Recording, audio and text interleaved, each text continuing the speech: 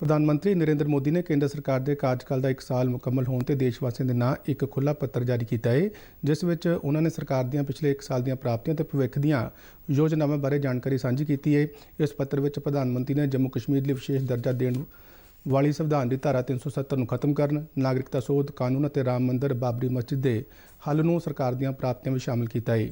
ਪ੍ਰਧਾਨ ਮੰਤਰੀ ਨੇ ਕਿਹਾ ਕਿ ਐਨਡੀਏ ਦੇ ਲਗਾਤਾਰ ਦੂਜੇ ਕਾਰਜਕਾਲ ਦੇ ਪਹਿਲੇ 1 ਸਾਲ ਵਿੱਚ ਸਰਕਾਰ ਨੇ ਕਈ ਅਹਿਮ ਫੈਸਲੇ ਕੀਤੇ ਨੇ, ਜਿਸ ਦਾ ਅਸਰ ਜਨਤਾ ਤੇ ਹੋਇਆ ਹੈ ਅਤੇ ਇਹਨਾਂ ਫੈਸਲਿਆਂ ਤੇ ਵੱਡੀ ਗਿਣਤੀ ਵਿੱਚ ਲੋਕਾਂ ਵੱਲੋਂ ਚਰਚਾ ਕੀਤੀ ਗਈ ਹੈ।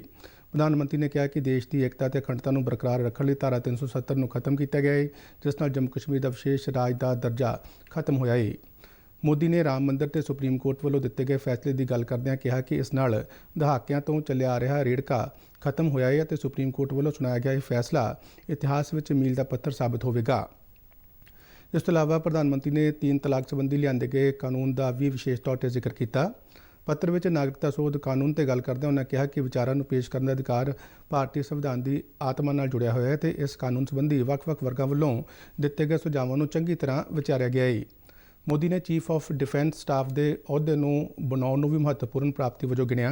ਉਹਨਾਂ ਕਿਹਾ ਕਿ ਰੱਖਿਆ ਸੈਨਾਵਾਂ ਵਿਚਾਲੇ ਆਪਸੀ ਸਹਿਯੋਗ ਲਈ ਚੀਫ ਆਫ ਡਿਫੈਂਸ ਸਟਾਫ ਦਾ ਅਹੁਦਾ ਮਹੱਤਵਪੂਰਨ ਭੂਮਿਕਾ ਨਿਭਾ ਰਿਹਾ है। उन 5 वर्षों में देश ने अंत्योदय की भावना के साथ गरीबों का जीवन आसान बनाने के लिए गवर्नेंस को परिवर्तित होते देखा है।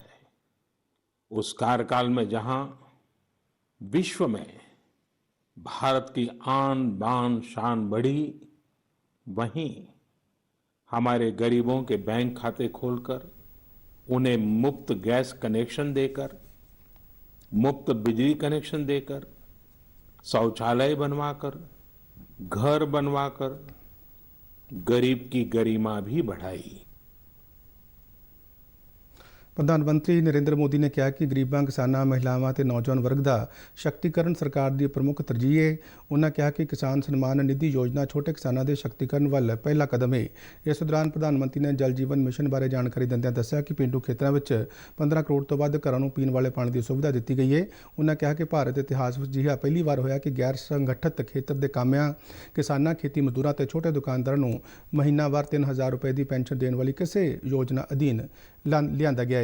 ਪ੍ਰਧਾਨ ਮੰਤਰੀ ਨਰਿੰਦਰ ਮੋਦੀ ਨੇ ਕਾਰੋਬਾਰ ਲਈ ਕੀਤੀਆਂ ਗਈਆਂ ਪਹਿਲ ਕਦਮੀਆਂ ਦਾ ਜ਼ਿਕਰ ਕਰਦਿਆਂ ਦੱਸਿਆ ਕਿ ਵਪਾਰੀ ਕਲਿਆਣ ਬੋਰਡ ਦੀ ਸਥਾਪਨਾ ਦਾ ਫੈਸਲਾ ਕੀਤਾ ਗਿਆ ਹੈ, ਜਿਸ ਨਾਲ ਵਪਾਰੀਆਂ ਨੂੰ ਪੇਸ਼ ਆਉਣ ਵਾਲੀਆਂ ਸਮੱਸਿਆਵਾਂ ਦਾ ਸਮੇਂ ਸਿਰ ਹੱਲ ਲੱਭਿਆ ਜਾਵੇਗਾ।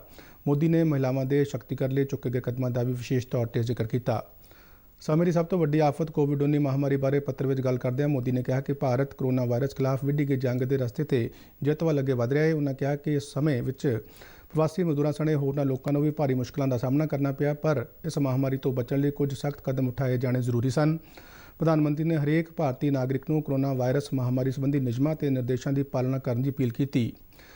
ਪ੍ਰਧਾਨ ਮੰਤਰੀ ਨੇ ਕਿਹਾ ਕਿ ਇਸ ਸਮੇਂ ਦੌਰਾਨ ਆਤਮ ਨਿਰਭਰਤਾ ਦੇ ਸਿਧਾਂਤ ਦੀ ਵਿਸ਼ੇਸ਼ ਤੌਰ ਤੇ ਲੋੜ ਮਹਿਸੂਸ ਕੀਤੀ ਗਈ, ਜਿਸ ਤਹਿਤ ਸਰਕਾਰ ਵੱਲੋਂ 20 ਲੱਖ ਕਰੋੜ ਰੁਪਏ ਦਾ ਆਰਥਿਕ ਪੈਕੇਜ ਆਤਮ ਨਿਰਭਰ ਭਾਰਤ ਅਭਿयान ਤਹਿਤ ਐਲਾਨਿਆ ਗਿਆ है। प्रिय स्नेहीजन, देशवासियों की आशाओं आकांक्षाओं की पूर्ति करते हुए हम तेज गति से आगे बढ़ ही रहे थे कि कोरोना वैश्विक महामारी ने भारत को भी घेर लिया। एक और जहां अत्याधुनिक स्वास्थ्य सेवाओं और विशाल अर्थव्यवस्था वाली विश्व की बड़ी बड़ी महाशक्तियां हैं, वहीं दूसरी ओर इतनी बड़ी आबादी और अनेक चुनौतियों से घिरा हमारा भारत है।